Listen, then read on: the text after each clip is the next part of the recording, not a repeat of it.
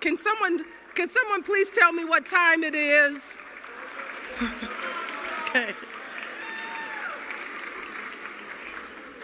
So we're making an effort to make up to you for yesterday. What we're going to do first is start with a clips of films, reviews, because this is the part of the festival that is, the festival was dedicated to Scott Wilson in memoriam. But I also like to celebrate people when they are alive. I'm not, there's this saying about bringing flowers to the funeral. I like to give people flowers when they're alive as well. So one of the people in Roger's life that he appreciated so much, he was someone who was a friend, and then he was a colleague at the newspaper, the Sun-Times, and then he also became a partner for years on the Ebert and Roper show, was Richard Roper. And so we wanted to just pay tribute to Richard Roper today. We're going to start with the clip of films, and then I'll bring Richard up to the stage. So I like to cue the film clips.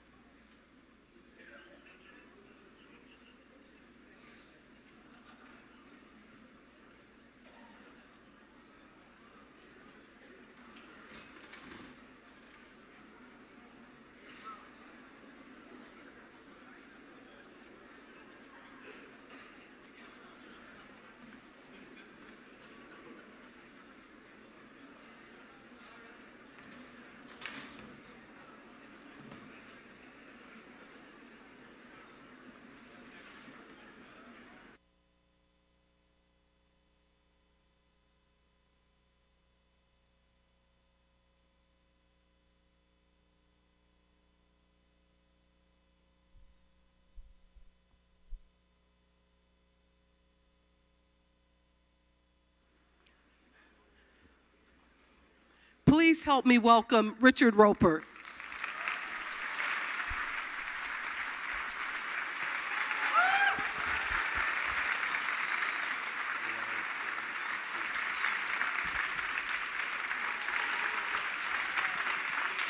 Hi, everyone. Oh, my. I love what you said about giving flowers while we're still around. You have been a bouquet of flowers in my life for a quarter century, from well even before the show. Just your presence and grace and friendship have meant the world to me, Chaz. Well, I'm just thinking about all the times that Roger said how happy he was that you had accepted the position on the show, because he said that you actually reminded him a lot of Gene while you're sitting across the chair from him, because you did push back, and that's what he wanted in someone, and you knew a lot about movies. Well, and what Don Dupree mentioned there, a longtime director and executive producer, is true. It was Chaz who said to Roger, because I was on a local Fox show, and you guys watched it a lot, and Chaz said, you should give Richard a try at this, and as was mentioned there, Roger said, but we work at the same newspaper, and Chaz said, so what?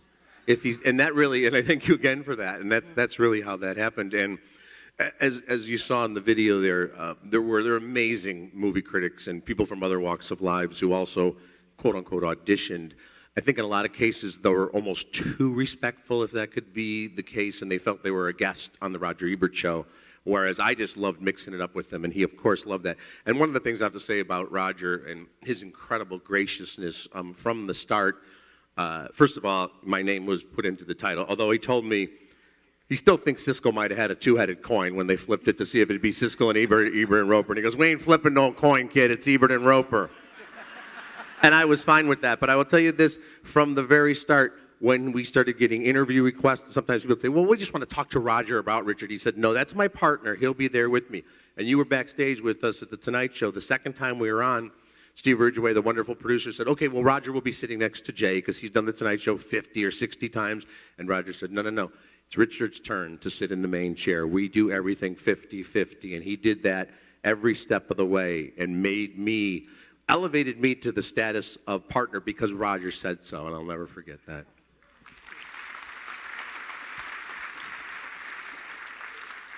Well, Roger always thought that your newspaper background was something that gave you the knowledge and experience to do it, but also you had written books about movies. He rents, she rents, and Roger talked with you about movies many times over the years. What is your earliest influence in movies? Yeah, well, like everybody else that's in this theater, we have a whole beautiful theater of movie lovers, and I watched movies endlessly growing up. Back in the day when you had to wait for them to show up on television, remember that? Once a year, you got to see the Maltese Falcon with commercial interruptions. So I developed that love, and when I got into writing, I actually started, it's interesting because Roger, Gene, and I all started in different disciplines. None of us, especially back then, nobody in the early 60s said, I want to be a movie critic. So we came from different backgrounds, reporting backgrounds, commentary backgrounds. And in terms of, it's interesting, I don't know if I ever told you this, I still have an autographed copy of one of Roger's books that I went to a bookstore. A bookstore was a place where there was a building, and you walked in, and these hardcovers were on shelves, and he was doing a signing. I think I was 17, and I went as a fan, and he signed the book for me. So that was my first experience with Roger. But we talked, I used to go to a lot of screenings because I was writing columns about movies with Roger and Gene. So we would talk about movies even well before I ever did the show. Gene Siskel also was really liked you a lot, and maybe because you both liked horse races or something. Yeah, there was a little bit of that. There was an off-track betting facility some of the guys from Chicago know this, right on State Street.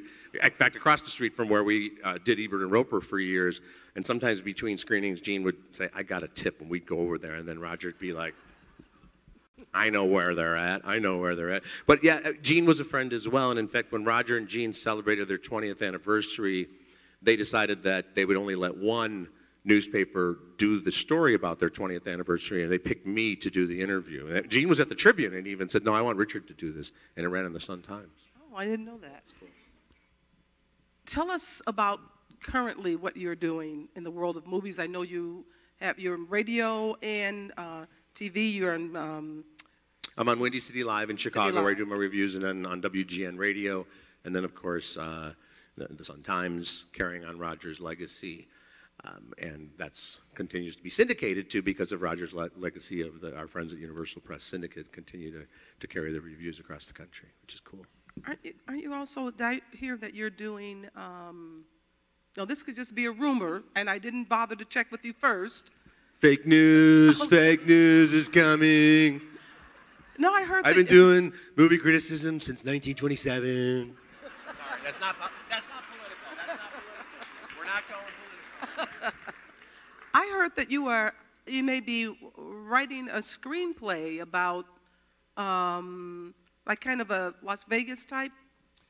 There's a project in development. I don't know if it's going to end up being a screenplay or more of a docu-series about gambling in America, which continues to be a subject of fascination for me, as you know, and avocation. In fact, Jennifer Tilly, who was here a couple of days ago with Bound, I've played poker with her on some television shows, and she is good as they. She is so good, and let me tell you, as you guys know this too, that because of the high voice and all that, people think, oh, Jennifer Tilly's not only one of the smartest people, but one of the most fun people at a poker table. It's like sitting down at a dinner party for 8 hours, because she orchestrates the conversation. About an hour into it, she says, cocktail time, and she'll bring the waiters over. But she's a wonderful poker player. In fact, we once did a TV special where we looked at poker scenes in the movies, and I'll tell you this really quick, because I know we want to get to the movies, but Rounders is always referred to as the best movie about poker, because it is.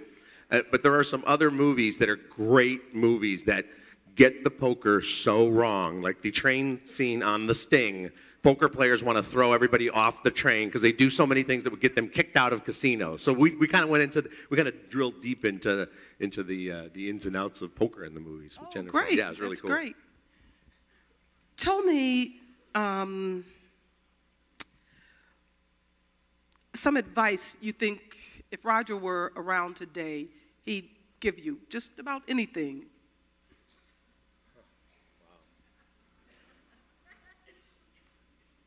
That's a great question. I think he'd give me the advice he always did, which is, don't edit or censor yourself, especially in this day and age when what you're going to write is there's going to be 30%, no matter what you say. The sun came up. Oh, it did not. You're part of the Illuminati. How did you fall for that? And, as you know, Roger would he had the most beautiful writing style. I told Chaz this, I tried to emulate when I first started writing in high school, Roger's great skill for speaking to you with his writing, conversationally always. And I think he would say, don't think about, if I say something about the politics behind Captain Marvel, I shouldn't do that. He would say, no, do it. Let people respond, but don't edit yourself. Don't hold back. Good. I know that one of the, you and Roger were on many talk shows together, but one of the ones that I think you both enjoyed doing a lot because he enjoyed both of you was Jay Leno. You get any stories about the Jay Leno? Well, and you were there almost, I think, every single appearance we did. And first of all, Jay is a huge movie fan. Unlike some talk show hosts, he always insisted on seeing the movies. He'd get screenings himself. And the producer would tell us that the only time Jay would come about an hour earlier, because Jay would show up in his denim outfit 10 minutes before the show, put his suit on and go out and do his monologue and do the interviews. He would come about an hour early because he'd want to sit with me and Roger and just talk movies off camera beforehand. He had that great love of movies. And in fact, as you know, when Roger couldn't do the show one week, Jay actually was the first one to fill in. We recreated the set backstage at the Tonight Show, which oddly enough, they still have the multicolored curtain from the Johnny Carson era. I kid you not. They just pulled it way back. It was still on the lot there at NBC, and we actually recreated the show, the set. We built the set in it. Well, I didn't build it. I just showed up because that's what talent does. But we did, and Jay did the show with us, which was wonderful.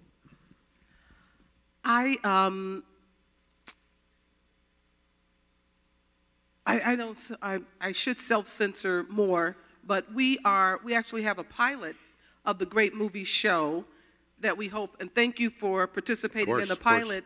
And it's going to be a show about Roger's great movies, and it has it has a lot of different things, and so I'm hoping that we'll be making an announcement about where it will land soon.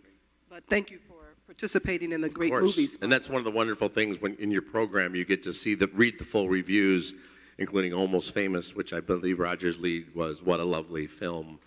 And his end was, why did they make the perfect film for teenagers and the MPAA rated it R? He took him to task for that, which I love that he did that. And to this day, you know, you can lop off 500 heads and it's PG-13, but if someone swears, that gets the R rating. Yeah.